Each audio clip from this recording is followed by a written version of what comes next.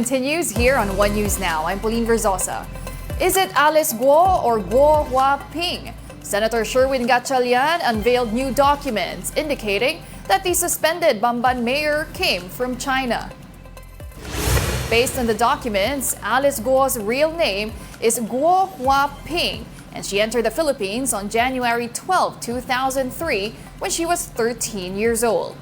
Based on the document, she is a Chinese citizen who was born in Fujian, China. This is contrary to Guo's claim that she was born and raised on a farm in Bamban, Tarlac.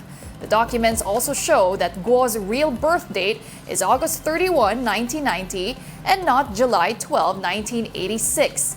Gatchalian obtained the documents from Guo's family application for Special Investors Resident Visa and the Bureau of Immigration. Guo has yet to comment about this, but the suspended mayor earlier told Malacanang that she wants a fair investigation into the accusations against her. The camp of Alice Guo calls on the public to stop assassinating the suspended mayor's character. Here's what her attorney, Stephen David, had to say on his interview on The Big Story. Can you confirm or deny the veracity of this document that surfaced na si Mayor Alice Guo is a certain Guo Huaping? As a lawyer, I cannot comment on documents that I have not scrutinized and studied whether this is authentic or genuine. It's not the process. You have to present this document within the proper court and for us to scrutinize. If this is true, then we can only stipulate that it's true. But right now, we are blindsided as to what kind of this document is this. There was also a letter that was sent to Malacanang by some of your co-attorneys for Mayor Alice. It was addressed to E.S. Bersamin.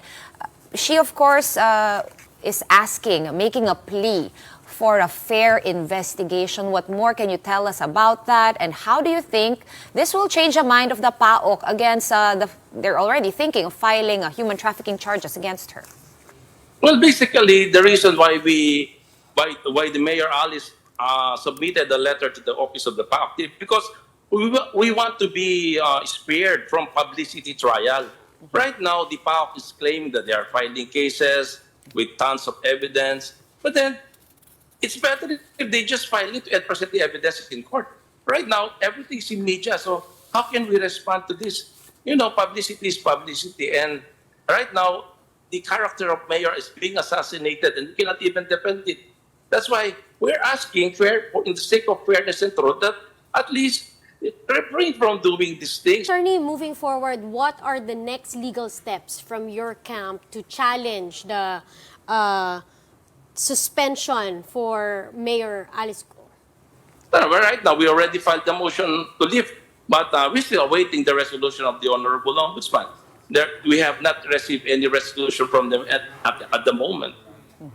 But you have filed it, because the last time we talked to you, you were planning to file. We filed it already, but we're still waiting for the reaction of the Ombudsman.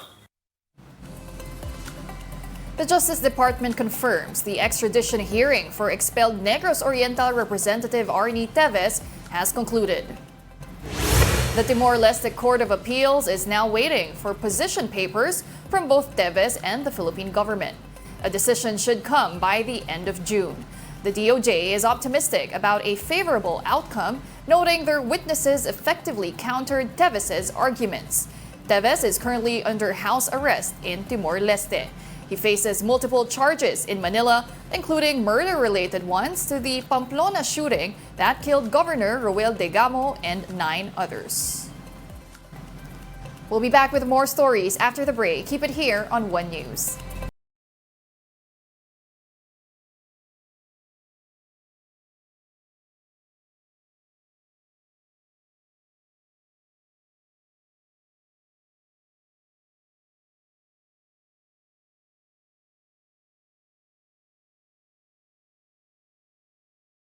Still watching One News Now, I'm Pauline Verzosa. Palawan and Mindanao may experience rains in the next 24 hours. Scattered rains are expected over those areas due to habagat. Isolated rains, meanwhile, are possible in other areas. These include Metro Manila, Western Visayas, Zambales, Bataan, Cavite, Laguna, Batangas, and the rest of Mimaropa. Other parts of the country may also expect rains due to localized thunderstorms. 4 Caloocan police officers have been convicted of homicide. They were found guilty for the killings of Luis and Gabriel Bonifacio, a father and son, during the height of the Duterte drug war. Here's the report. Mary Ann Domingo turned emotional while embracing her children and grandchildren at the exit of the courtroom of Caloocan RTC Branch 121. The court has just found guilty for homicide 4 policemen involved in the killing of Mary Ann's husband and one of her children.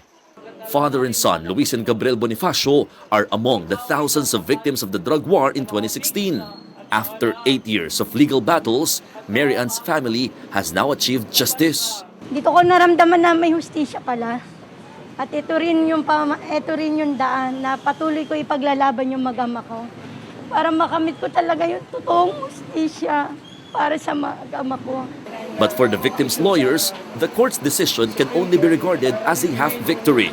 The policemen involved should have been meted with heavier sentences. Kasi pinagplanuhan, ibig sabihin may premeditated yung nangyari at saka may treachery, use of superior force na mga qualifying circumstances para maging murder yung kaso. The police officers found guilty for killing the Bonifacios are Master Sergeant Virgilio Cervantes and Police Corporals Arnel de Guzman, Johnston Alacre, and Artemio Seguros Jr. All 4 were sentenced to a minimum of 6 years in prison and each ordered to pay damages of up to 400,000 pesos. The convicted policemen refused to give a statement, but a wife of one of the accused expressed dismay over the court's decision. Operation po yun eh, police operation po yun eh. Siyempre, hindi ko alam sa dami nila, siguro nasa 15 yata sila, pero bakit silang 4 lang yung pinaka naapektuhan sa lahat? Lawyers of the policemen are now looking to file an appeal against the verdict. Meanwhile, family members of other extrajudicial killings or EJK victims express support for Mary Ann and her family. For Mary Ann, the International Criminal Court must continue its investigation into these killings so more families can also obtain justice. Ito yung pamamaraan na panawagan namin eh. Hindi lang sa akin, hindi lang sa mag-ama ko, kundi sa amin lahat ng mga biktima. Hindi para baliwalain, kundi bigyan pansin ang karapatan namin bilang isang tao. For now, Mary Ann's camp still has a pending petition before the Supreme Court to review the Ombudsman decision to file homicide charges against the 4 policemen out of the total of 21 personnel they filed complaints against. For News 5, Mon Gualvez, we are One News.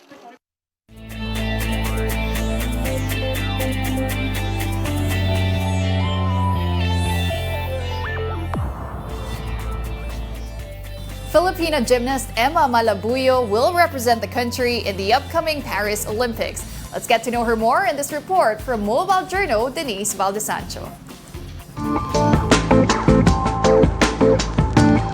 Isa na namang Filipina gymnast ang pasok sa 2024 Paris Olympics. Kung pamilyar ka sa tulad ni Carlos Yulo sa mundo ng gymnastics, isa namang 21-year-old Pinay ang magpapakitang gilas rin sa Olympics.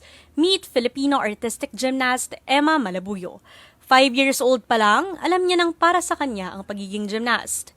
Yeah, so I got into gymnastics when I was 5 years old because when I was younger, when I was like 3 years old, I had so much energy and I would be climbing up on things and doing the monkey bars really fast at such a young age. At the young age of 7, sumabak na agad si Emma sa mga kompetisyon at naging malaking tulong ito when it comes to handling pressure. All her hard work paid off as she was able to book a ticket for the 2024 Paris Olympics after bagging a bronze medal in the Asian Gymnastics Championships in Uzbekistan. No, I didn't make it onto the Olympic team in 2021 for the US. And so I moved on, went to college, and I thought, like I had a pretty great gymnastics career. I'm just going to finish out college and be done. I got a call from Cliff Parks, who actually, he lives in America and he works with the Filipino national team. And so he actually reached out to me and he gave me a phone call and he was like, hey, would you like to compete for the Philippines? Dream come true para kay Emma na makapaglaro sa Olympics bitbit ang pangalan ng Pilipinas. I feel like, wow, I'm getting back in touch with my culture and it's such a huge honor to compete for the Philippines. When my grandparents heard the news, I think that really touched me because they were crying and they were so happy because it's like a piece of them, that like I'm representing too. Right after finishing her exams, diretso training agad si Emma. As for her plans to visit the country, you've never been to the Philippines. I've read that. I know I haven't, but I'm going actually after the Olympics. Yeah. I actually wanted to help coach a little bit and get a program going in the Philippines and help them develop. Yeah. But like I've been literally looking on like my TikTok For You page, like look favorite islands and beaches and stuff like that. ang goal ni Emma sa Olympics, Yeah, so I am definitely just trying to not only make it of like through the first day of competition, but try to make it through all around finals. So I'm really trying to make floor finals. That would be a dream come true if I could do that. And then yeah, I think my other teammates are trying to do the same, but it's so cool watching, Carlos Yulo. He is such an inspiration and I think he's gonna make it far. I think he could win a gold medal floor. have courage and always believe in your abilities. Best of luck to Emma and to all our Filipino athletes in the Olympics. Mobile Journal Denise Baldasancho po, hatid ang mukha ng balita. And those are the top stories of the hour. I'm Pauline Verzosa. We are One News.